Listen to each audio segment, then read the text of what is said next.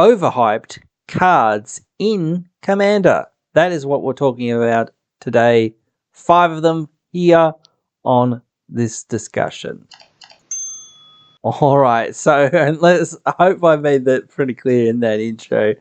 But we're talking about 5 cards that are a bit overhyped in Commander. So, yeah. Hopefully that was pretty obvious, but still, let's get right into the list and start talking about cards. First off, Kadama's Reach, Cultivate, number 5. Here we go. Right. Both of these severely overrated.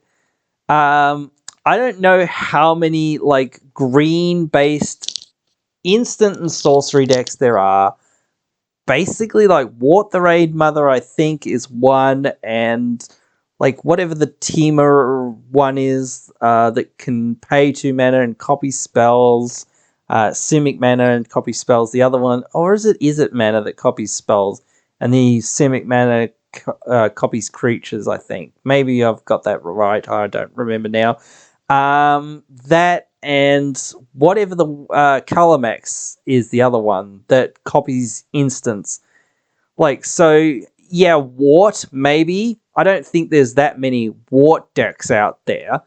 I don't think there's that many of the other Teamer Spellslingerish commander out there.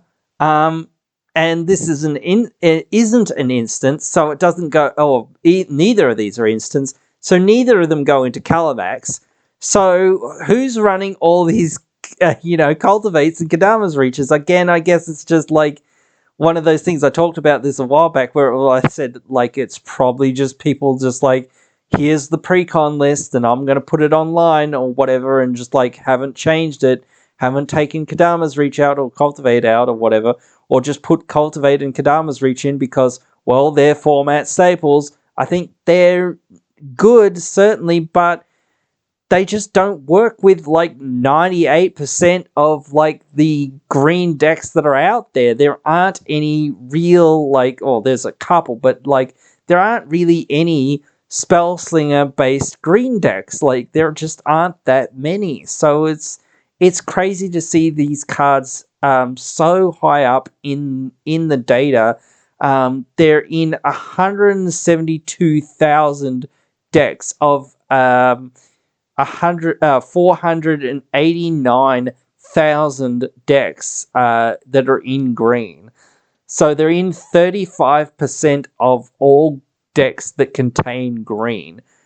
So that's doesn't sound huge, but it certainly is a large number, and they certainly are overplayed, I think, in the format. I think Cultivate's seeing more play. It's at 49%. With 240,000 plus decks, which is interesting because they're basically the same exact card, except one is an arcane spell. So that's really weird, but whatever. Like, these are both very overplayed, I think. There's like a whole bunch of 2 mana based ramp that you could be running that are spells that you like. Well, sure, like again, I said there's not many spell-based decks that would care about these spells, but again, like if you want the most efficient land ramp spells, you can run a bunch of those. And if you're a creature deck, like you can just like run all the things that are creatures, like Sakura Tribelder, like Wood Elves, Yavimaya Dryad, all of this sort of stuff. And whatnot. So you can run the mana dorks and things like this. I know they're not nearly as good sometimes and whatnot, but again, like you can run those cards, and there are other cards that are out there. So I just think these see way too much play. But again, we better move on because we can't keep talking about these cards all day. But certainly I do think that they see way too much play and probably should see less. Next up, number 4, Ristic Study. I think some people are going to try to shoot me over this one, or crucify me over this one, but I honestly think that this is an overplayed, overhyped card. Just in my perspective, I don't think it's that good. Sorry, guys. I know that this is one of the biggest staples and a lot of people play it. In fact, it's in over 159,000 decks of 518,000 decks, 518,000 blue decks that it could go in. So it's certainly popular and powerful in certain things. But again, like, to me, it offers nothing to me. Like, that's my perspective of it. Like, it's maybe slows my opponents down or I draw a card.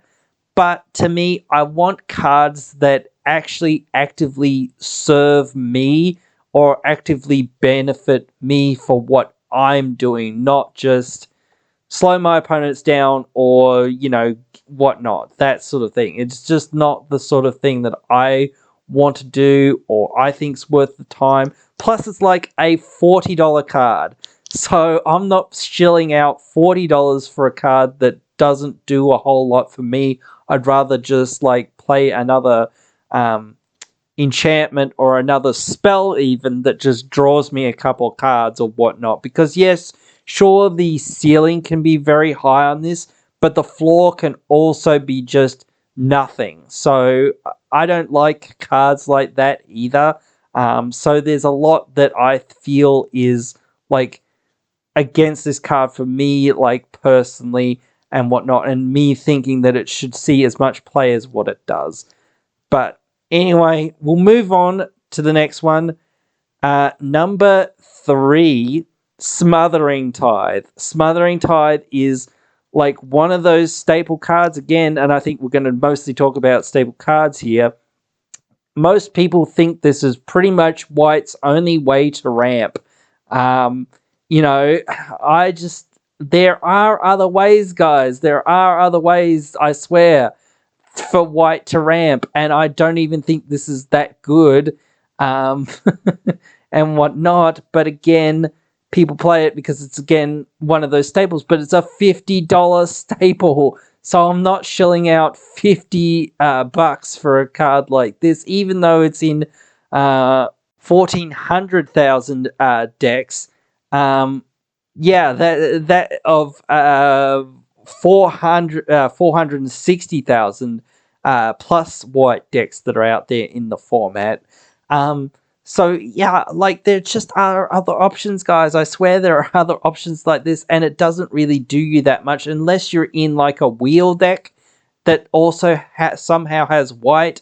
I don't think that it does you a whole lot beyond that. I don't think it's worth your time. Again, I'm one of those people that say, well, I'd rather the card do something for me and me only kind of thing and benefit me like right here, right now sort of thing, rather than just like, well, if it's not dead and if my opponent doesn't pay, I might get something-ish, I guess. And then it's got to survive, at least a rotation and then some before it nets me back the mana I've already put into it. So yeah, I just think it's overhyped and just not really worth your time.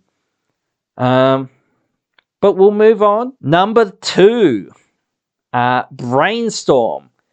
This is one of those cards I think that people play, and they think that it's so good because it's played in Legacy and whatnot, and it was banned in Legacy or Vintage or whatever it was, or restricted, whatnot.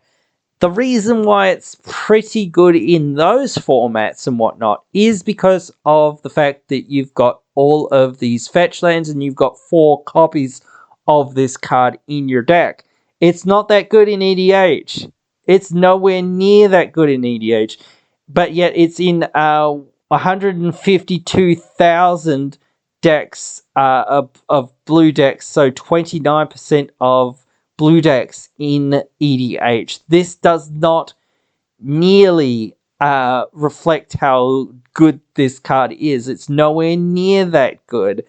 No, like, yeah, sure, you can put 2 things from your hand on top of your library, or whatnot and get, 2 new cards, or 3 new cards in your hand, essentially.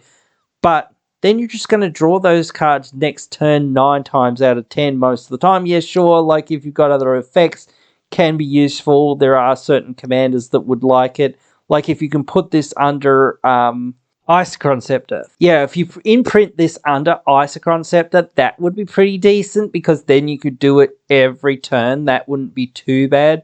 But again, just on its own, it's not that good. And yeah, sure, if you have the right deck for it, maybe it's okay. But like, I would want something that's more repeatable than this. I would like the ninja deck and whatnot. I would want something that does this every turn, basically. If I want some things from my hand on top of my library, I wouldn't want Brainstorm or whatnot. I wouldn't want a card like this because it is just that one off. And unless I've got lots of fetch lands, I'm just going to be drawing one of those cards next turn. And again, if I'm not in a deck that's like that or whatnot, the top card of my library, I can't manipulate it in other ways. I can't cheat it into play or something else. Then why am I doing this? Like, it's just not that good of a card. It's not worth putting it in, this many decks. It shouldn't see this much play. So, yeah, that's what I think about that. So we'll move on. All right, we've reached it. Number 1, Counterspell.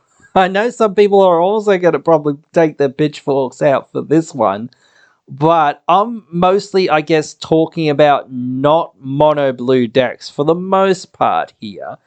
But yeah, like, I think that it's way overrated. It's in 226,000 blue decks, which is 44% of the 518,000 plus blue decks that are out there in the format, as I sort of said before. Like, this card is a good card, but it's always awkward when you're just not in mono blue because you've always got to have that double blue pips. When you have cards like Negate, Swan Song, Arcane Denial, these kind of cards, I often feel that it's just straight Counterspell doesn't do the job that it used to do if you're not in mono blue. If you're in mono blue, then it's probably really good. Like, maybe, again, like, I'm looking at this from the more casual perspective, and in CDH it's really good because, again, basically everyone wants blue because it's basically one of the best colors to play and whatnot. But again, just when you're like in these casual games and in these casual decks, having that double blue is very awkward when you're in a 2+ color deck. Now, yes, sure, 2 colors probably is the easiest besides just straight mono blue. But once you get to 3, 4, 5 colors, this card is extremely, insanely overrated in those decks. People will play Counterspell over a lot of other spells that they can play because they think it's so amazingly good. It is certainly good, but it's not nearly good enough when you're in those 2+ color decks. You should just run other counter spells that are much easier for you to cast and don't always have to have 2 blue up. Because anyway, most people will associate 2 open blue mana with counterspell anyway. So try to like trick people at least a little bit to be like, oh, he's got a white and a blue or a red and a blue open. I guess he can't have a counterspell or whatnot. Oh, what's that? It was a negate. Ah, no. Got me. Like, those things will, edge you out a little bit sometimes. Some people will go, oh, yeah, I don't really know that many counterspells that are green-blue or red-blue or whatnot. And there are a couple other counterspells that have other colors as well and whatnot, especially red-blue, like Counterflux and whatnot, things like this. So, again, it can be much more useful in those decks when you have more colors to be like, well, I'll find some more versatile sort of counter spells that I can cast only needing one blue or whatnot, whatever. So yeah, I think it's certainly one of the more overrated cards in the format, especially in not just mono blue. But anyway, guys, that is pretty much it. That's pretty much all I've got to say on these overrated cards here for today. You can let me know, did I miss some? I obviously missed some cards because I only talked about 5 cards, but what other overrated cards are out there? And I know I kind of cheated a little bit to lump 2 cards together, but they're basically the same card in Cultivate and Kadama's Reach. So I think that's okay. I don't think too many people will be too mad about that, but still, like, yeah, like, let me know your thoughts about all of that sort of stuff. Write them down there in the comments below. I'll be sure to respond to all the comments that I can. Really love interacting with you guys, talking about EDH and all these geeky things that we love. So yeah, I'll see you down there, or I'll see you in the next one. Hey, you've just finished watching one of our videos. A bunch of other videos are popping up on your screen now for you to check out, so why not check them out?